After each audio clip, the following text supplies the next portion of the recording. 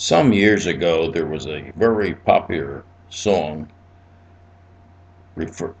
called "You Can't Have One Without the Other." It referred to love and marriage.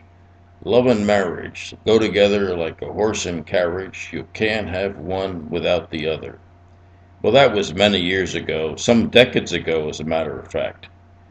But the same thing holds true today with regard to the right to life and the right to keep and bear arms. You can't have a right to life without a right to be able to defend life. You cannot really have a right to life without a right to keep and bear arms, to acquire the guns you need to defend life against those who would take it away from you or from your loved ones or from other innocent people. Now, there are a number of people today, unfortunately, a lot of people in the churches, a lot of officials in the churches, who think they support the right to life, but at the same time come out and support all kinds of gun control, including the criminalization of handgun ownership. They are really off the beam, because you cannot have a right to life without a right to defend life, and you cannot really have a right to defend life without a right to get the means, that is, guns, to defend life.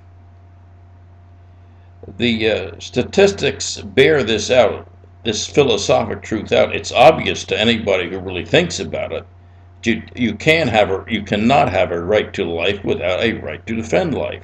However, the statistics bear this out. In those areas where you have more and more increases in limitations on the right to gun ownership, you have increases in the rates of violent crime, including homicide.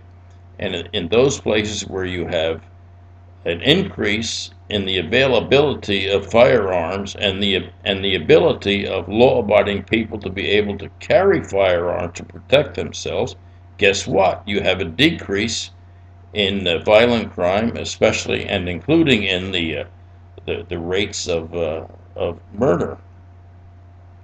So let's get one thing straight, and this means especially you bishops.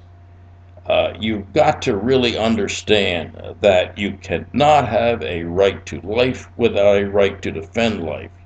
You can't say you support the right to life without supporting the right to keep and bear arms to defend life. You fellows put yourselves in a terribly awkward and untenable position.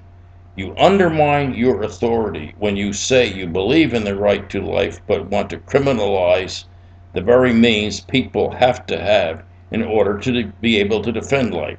You guys, you bishop boys, you gotta rethink your thinking, because you're off the ball and you're gonna lose support generally from the people who ought to be supporting you and whom you would like to have supporting you. Guns save lives. Gun rights are life rights.